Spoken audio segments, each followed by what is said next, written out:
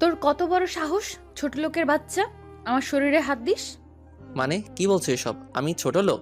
তা নয় তো কি? তুই কি নিজের অবস্থান ভুলে গেছিস? পথের ভিখারি হয়ে আকাশের চাঁদকে স্পর্শ করিস। তোদের মতো 2 টাকার ছেলের সাথে একটু ভালোভাবে কথা বললেই তোরা মাথায় উঠে যাস। একটু ভালো ব্যবহার করতেই তোরা বাদরের মতো মাথায় উঠে যাস। Bloody fool. অধরার কথাগুলো যেন শুভর বুকের মধ্যে এসে বিঁধে গেছে। ভার্সিটির সকলের সামনে অধরা শুভর গালে সজোরে থাপ্পড় বসিয়ে দিয়ে কথাগুলো বলছে। শুভ অধরার এমন কাজে অনেকটা অবাক হয়ে যায়, কারণ গতকালও যেই অধরা শুভকে ভালোবাসি ভালোবাসি বলে শুভকে পিল করে দিয়েছে, আজ সেই মেয়েটা শুভর গালে চড় মারল। ভাবতেই কেমন যেন অদ্ভুত লাগছে। শুভ নিজের গাল থেকে হাতটা নামিয়ে নিতেই অধরার আশেপাশে লক্ষ্য করল। সবাই শুভ আর অধরার দিকে তাকিয়ে আছে। কেউ কেউ হাসি ঠাট্টা করছে। একটা মেয়ের হাতে একটা ছেলে থাপ্পড় খেয়েছে, এটা নিয়ে সব সময় মানুষের আগ্রহ থাকে বেশি। শুভ সকলের মুখের দিকে তাকিয়ে নিজেকে সামলাতে পারল না। অধরা শুধু আজ শুভর গালে নয়, বরং শুভর আত্মসম্মানে আঘাত করেছে। শুভ সকলের মুখের থেকে নিজের দৃষ্টি নিচে নামিয়ে ফেলল। এর মধ্যেই শুভর চোখ থেকে টপ টপ করে জল মাটিতে গড়িয়ে পড়ল। অধরা শুভকে উদ্দেশ্য করে ফিসফিসিয়ে বলল, ব্লাডি ফুল। অধরা কথাটা বলতেই শুভর সামনে দিয়ে হনহন করে চলে যেতে লাগলো। শুভ অধরাকে চলে যেতে দেখে পেছন থেকে অধরাকে উদ্দেশ্য করে বলে উঠল, স্টপ মিস অধরা, আপনার কথা শেষ হয়ে গেছে মাঝে, এই নয় যে আমার কথাও শেষ হয়ে গেছে। আমারও কিছু কথা আছে যেটা আপনাকে শুনতে হবে। শুভর কথা শুনে অধরা ঘাড় ঘুরিয়ে শুভর দিকে তীক্ষ্ণ দৃষ্টি নিক্ষেপ করে দৌড়ে শুভর কাছে চলে আসে। শুভর শার্টের কলার চেপে ধরে অধরা বলতে লাগলো, এই ছোট লোকের বাচ্চা, তোর সাহস কত বড়! আমার পথ আটকাস তুই? ইচ্ছে করছে তোর জিপটা কেটে টুকরো টুকরো করে ফেলি। অধরার হাত নিচের শার্টের কলার থেকে সরিয়ে দিয়ে শুভ বলল, ওয়েট মিস, আমি সত্যি জানি না তুমি আমার সাথে এমন কেন করছো। আমি কষ্ট পাচ্ছি, বিশ্বাস করো, অনেকটা কষ্ট পাচ্ছি এই বুকে, কারণ আমি তোমায় সত্যি ভালোবাসি। হ্যাঁ, অনেক ভালোবাসি। আমি জানি তোমার যোগ্যতা নেই, আমার কাছে তুমি ছাড়া আর কিছু নেই। আমি ছোট লোক, হ্যাঁ আমি ছোট লোক। তোমায় ভালোবাসা আমার কর্ম নয়, কিন্তু এই কথাগুলো আমি আগেই জানি আর তোমায় বলছিও। কিন্তু তুমি আমায় বাধ্য করেছো ভালোবাসতে। আর আজ যখন আমি ভালোবাসি, তখন তুমি আমায় এইভাবে ছেড়ে দিচ্ছ। বাহ রে বাহ! তোমাদের মতো বড় ঘরের মানুষদের কাছে ভালোবাসা কি সেটা আমি জানি না, কিন্তু আমাদের মতো ছোট লোকের কাছে ভালোবাসা মানে জীবনের সব। ক্ষমা করে দেবেন মিস, আমি আপনাদের মতো বড় লোক হতে চাই না। আর সরি অ্যাগেইন, আমি বুঝতে পারিনি আপনার মন মানসিকতা। আসছি। শুভ কথাটা শেষ করতেই অধরার পেছন থেকে একটা ছেলে এগিয়ে এসে শুভর হাত ধরে ফেলে। শুভ কিছু বুঝে ওঠার আগেই ছেলেটা শুভর মুখ বরাবর ঘুষি মারতে লাগলো। ছেলেটা শুভকে মারছে আর বলছে, আমার অধরার গায়ে টাচ করিস? তোর সাহস কত বড়! আজ তোকে তোর জায়গাটা বুঝে দিতে হবে। কথাটা বলেই ওই ছেলে ওর বন্ধুরা মিলে শুভকে মারতে লাগলো। অধরা শুভকে মার খেতে দেখে হাসতে লাগলো।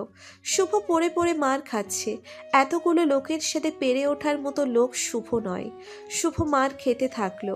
শুভর ঠোঁটের কোণ থেকে রক্ত বেরিয়ে পড়ছে। শুভ আর সহ্য করতে পারছে না।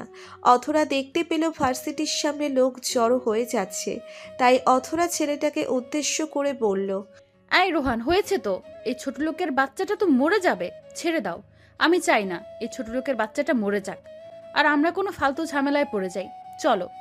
অধরার কথা শুনে রোহান শুভর বুকে নিজের পা দিয়ে পিষে দিতে দিতে বলল, আজ ছেড়ে দিচ্ছি, নেক্সট টাইম আমার অধরার গায়ে একটা টাচ তো দূর, ওর দিকে তাকালে তোর জীবন শেষ। শুভ কোনো কথা বলার অবস্থায় নেই, শুধুমাত্র অধরার দিকে শেষবারের মতো তাকালো। অধরা রোহানকে নিয়ে চলে যায়। শুভ রাস্তার মধ্যে পড়ে আছে। আজ নিজেকে এই দুনিয়ার সব থেকে অসহায় একটা মানুষ মনে হচ্ছে। আজ শুভ বুঝতে পারে ভালোবাসা আসলে কি। অধরা চলে যেতেই শুভর ক্লাসমেট শিমুল দৌড়ে চলে আসে শুভর কাছে। শিমুল শুভকে তুলে নিয়ে হাসপাতালে নিয়ে আসে। দেখলি তো বড়লোকের মেয়েকে ভালোবাসার পরিণতি। আমি আগেও বলেছিলাম এই মেয়েকে ভালোবাসিস না, কিন্তু তুই তো আমার কথা শুনিসই নাই। এখন দেখ, ভালোবাসার মূল্য তোকে নিজে প্রাণ দিয়ে দিতে হচ্ছে রে। ডক্টররা শিমুলকে কিছু মেডিসিন আনতে বলল আর শুভর শরীরের রক্ত মুছে দিয়ে ব্যান্ডেজ করে দিল। সকাল হতেই শুভ আগের থেকে একটু সুস্থ। শুভ হাসপাতালের বেডে শুয়ে আছে, চোখ থেকে জল গড়িয়ে পড়ছে। বারবার শুভর মনে পড়ছে অধরার কথা। মানুষ এতটা তাড়াতাড়ি নিচের রং বদলায় কী করে, সেটাই ভেবে পাচ্ছে না শুভ। শুভ একটা দীর্ঘশ্বাস ফেলতেই শিমুল রুমে কেবিনে চলে আসে। শিমুল কেবিনে আসতেই দেখতে পায় শুভ কাঁদছে। শিমুল দরজার সামনে দাঁড়িয়ে শুভকে উদ্দেশ্য করে বলল, কিরে ছোট লোক, এখন কাঁদছিস কেন? খুব তো বড় লোকের মেয়েকে নিয়ে স্বপ্ন সাজিয়েছিস, এখন বসে বসে কাঁদছিস? শিমুলের কথায় শুভ একটু অবাক হলো। শিমুলও আজ তাকে ছোট লোক বলল। কথাটা শুনে শুভর বুকে যেন কষ্টের পরিমাণটা আরও একটু বেড়ে যায়। শিমুল একটা বাঁকা হাসি দিয়ে বলল, শোন, এখন তোর হাতে দুটো রাস্তা আছে। তুই কি সেই ছোট লোক হয়ে কেঁদে যাবি, নাকি বড় লোকের মেয়েকে উচিত জবাব দিবি, তাও মাথা উঁচু করে? হুম। শুভ নিজের চোখের জলটা মুছে নিল। না, এমন করে ভেঙে পড়লে চলবে না। তাকে লড়াই করতেই হবে।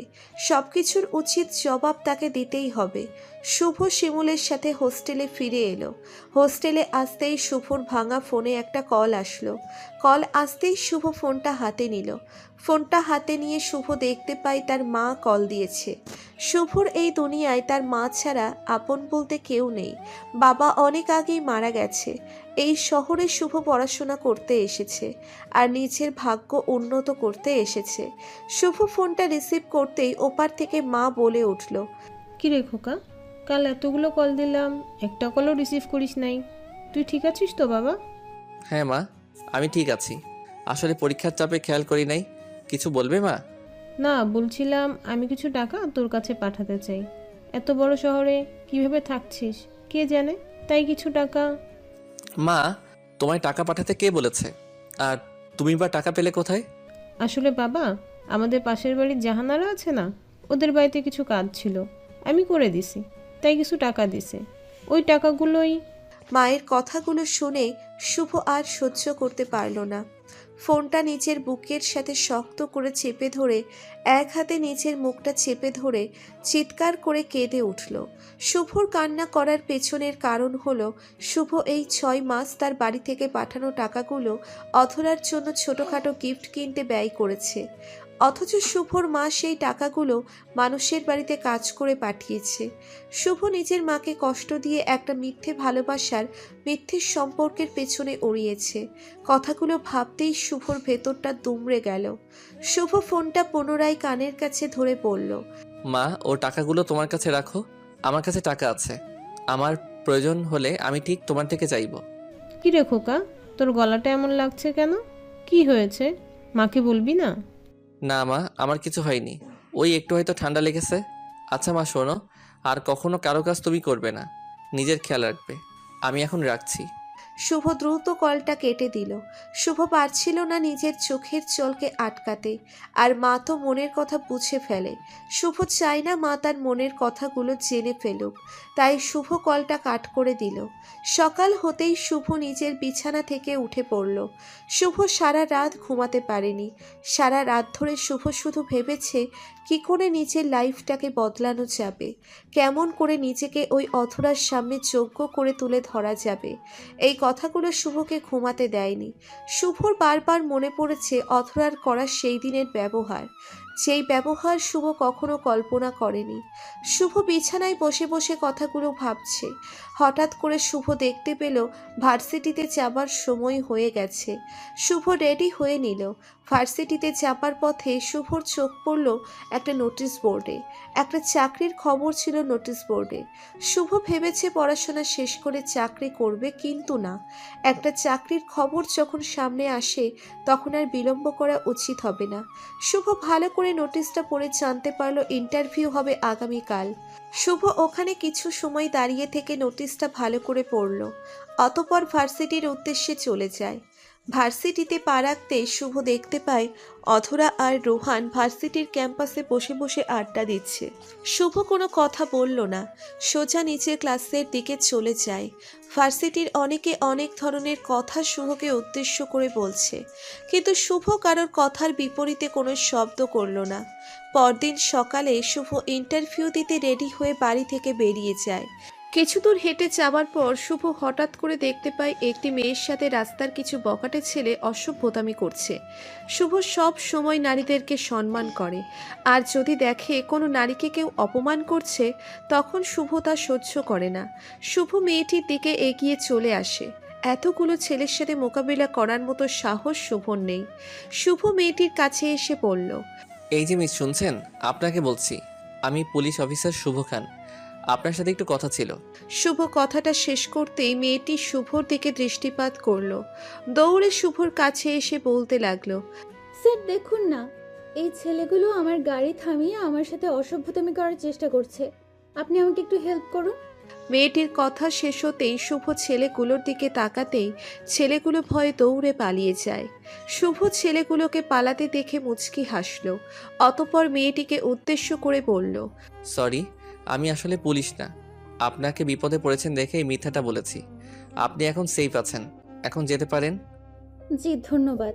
শুভর এমন অদ্ভুত বুদ্ধি দেখে মেয়েটা একটু অবাক হয়। শুভকে বেশি কিছু বলার আগেই শুভ দ্রুত মেয়েটির সামনে থেকে চলে যায়। আসলে পায়ে হেঁটে অফিসে পৌঁছতে হবে তাকে, তাই সময় নষ্ট করা চলবে না। শুভ অফিসে এসে দেখতে পায় অনেক লোক এখানে এসে বসে আছে। সবাইকে দেখে মনে হচ্ছে এখানে চাকরির ইন্টারভিউ দিতেই এসেছে সবাই। শুভও সবার সাথে বসে আছে, অপেক্ষা করছে কখন তাকে ডাকা হবে। এইদিকে ভয়ে শুভর সারা শরীর ভিজে গেছে, কি না কি প্রশ্ন করে এই ভেবে। মিনিট 20 যাবার পর শুভকে ডাকা হলো। শুভ কেবিনের সামনে দাঁড়িয়ে বলল, আসতে পারি? ইয়েস। শুভ ভিতরে বসে থাকা মেয়েটার দিকে তাকিয়ে দেখলো এখানের বস একটি মেয়ে। সব সময় শুভ দেখে আসছে অফিসের বস হয় কোনো ছেলে বা একটু বয়স্ক লোক, কিন্তু আজ দেখতে পেল অফিসের বস মেয়েরাও হয়। শুভ ভিতরে প্রবেশ করতেই মেয়েটি শুভর দিকে একটু ভালো করে লক্ষ্য করলো। শুভকে মেয়েটি চিনে ফেলেছে। শুভ তাকে সকালে হেল্প করেছে। শুভর ওইসব মনে নেই, চাকরির চিন্তায় শুভ সব ভুলে গেছে। শুভর ফাইলটা মেয়েটা দেখে বলল, মিস্টার শুভ খান, পুলিশ অফিসার? না ম্যাম, আমি স্টুডেন্ট। জি, সকালে হেল্প করার জন্য ধন্যবাদ। চাকরিটা কি জন্য প্রয়োজন? আসলে ম্যাম, আমি বেকার, তাই আর কি একটা চাকরির প্রয়োজন। বুঝলাম। কাল থেকে জয়েন করবেন। আর হ্যাঁ, আপনার পোস্টটা হলো আমার অ্যাসিস্ট্যান্ট। অফিস থেকে আপনাকে একটা ফ্ল্যাট দেওয়া হবে, আর মাস শেষে স্যালারি। ওকে? ম্যাম, আমায় তো কোনো কিছু প্রশ্ন করলেন না, আমি কিভাবে চাকরি? আমার একজন উপস্থিত বুদ্ধিসম্পন্ন ব্যক্তি প্রয়োজন ছিল, আর আপনার মধ্যে সব আছে যেটা আমার অফিসের প্রয়োজন। এখন যান মিস্টার আফজাল সাহেব, আপনাকে সব বুঝিয়ে দেবে। ওকে ম্যাম, ধন্যবাদ। শুভ ফাইলগুলো নিয়ে বেরিয়ে যেতে লাগলো। ঠিক এমন সময় ম্যাম শুভকে উদ্দেশ্য করে বলল, ম্যামের থেকে বেশি খুশি হব যদি আমার নাম ধরে ডাকেন। আমার নাম ছোঁয়া। শুভ ম্যামের কথা শুনে একটু অবাক হলো, কিন্তু ছোঁয়ার মিষ্টি হাসিটা দেখে শুভ বুঝতে পারল না হয়তো ছোঁয়া থাকে কি যে বন্ধু ভেবে এই কথাটা বলেছে। শুভ অফিসের কাজ ভালো করে বুঝে নিয়ে তার মাকে শুভর ফ্ল্যাটে নিতে আসে। শুভর ফ্ল্যাটে এসে শুভর মায়ের বুকটা গর্বে ভরে যায়। শুভ ভালোই অফিসে কাজ করছে। একদিন অফিস শেষ করে শুভ নিজের বাড়ি আসতেই বেশ অবাক হয়ে যায়। শুভ দেখতে পায় তার ফ্ল্যাটে ছোঁয়ার বাবা মা আর ছোঁয়া এসেছে। শুভ একটু অবাক হয়ে ছোঁয়াকে উদ্দেশ্য করে বলল, ম্যাম, আপনি আমার ফ্ল্যাটে? হঠাৎ করে কি হয়েছে ম্যাম? শুভর কথার বিপরীতে ছোঁয়া কিছু বলল না। ছোঁয়ার বাবা শুভর সাথে ছোঁয়ার বিয়ে পাকা করে ফেলে। শুভ কিছু বুঝে ওঠার আগেই সবকিছু হয়ে যায়। বিয়ের কথা পাকা করে ছোঁয়ার বাবা শুভর ফ্ল্যাট থেকে চলে যায়। ছোঁয়া শুভর সম্পর্কে সব জানে। পরদিন সকালে শুভ অফিসে এসে বসতেই দেখতে পায় একটি মেয়ে শুভর কেবিনের সামনে দাঁড়িয়ে আছে। শুভ পিয়নকে বলল মেয়েটিকে ভিতরে আসতে দিতে। শুভর কথা মতো মেয়েটি ভিতরে আসতেই শুভ অবাক হয়ে যায়, কারণ তার সামনে দাঁড়িয়ে আছে অধরা। শুভকে বসের চেয়ারে দেখে অধরাও অবাক হয়ে যায়। অধরা শুভর উদ্দেশ্য করে বলল, শুভ তুমি? ওয়েট, আপনি কে? আমি অধরা। শুভ, আমি আমার ব্যবহারের জন্য ক্ষমা চাই। আমায় তুমি ক্ষমা করে দাও। আমি তোমায় ভালোবাসার নামে প্রতারণা দিয়েছি। আমায় ক্ষমা করে দাও। আজ তোমার সাথে করা অবিচারের সাজা পাচ্ছি। আমার বাবার বিজনেস মাটিতে মিশে গেছে, আর আমরা এখন পথে এসে দাঁড়িয়েছি। আমার একটা চাকরি দিবে? আমার পরিবারকে একটু সাহায্য করবে শুভ? অধরা কান্না ভেজা কণ্ঠে কথাটি বলল। শুভ অধরাকে উদ্দেশ্য করে বলল, অহংকার পতনের মূল, আর একজন পুরুষের চোখের জলের মূল্য প্রকৃতি নিজে দেয়। একটা কথা মাথায় রাখবেন, আপনার আজ সব আছে, কাল নাও থাকতে পারে। তাই মানুষকে মানুষ ভাবতে শিখুন। আমি ছোট লোক মানুষ, আপনাদের মতো বড় লোকদের চাকরি আমি দিতে পারবো না। লিভ নাও। শুভ, আমি তোমার পায়ে পড়ি, প্লিজ আমায় ফিরিয়ে দিও না। আমায় ক্ষমা করে দাও। অধরা কথাটা বলতেই শুভর পা ধরে বসল। শুভ অনেকটা শক্ত হয়ে অধরাকে চলে যেতে বললেও নিজেকে আর কন্ট্রোল করতে পারল না। অতঃপর অধরাকে চাকরিটা দিল শুভ। শুভ প্রমাণ করলো অধরার মতো মানসিকতা তার নয়। ভালোবাসার নামে প্রতারণা করার আগে একটিবার ভেবে নেওয়া উচিত, আজ যেটার জন্য আমি অহংকার করছি একদিন সেটা থাকবে না, তখন কি হবে? ভালোবাসার নামে প্রতারণা করার আগে আমাদের বোঝা উচিত আমাদের প্রতারণা হয়তো অপর মানুষটির কাছে সত্যি। সফলতা জীবনে সবার আসবে, এটা আসতে বাধ্য, শুধু একটু সময়ের অপেক্ষা।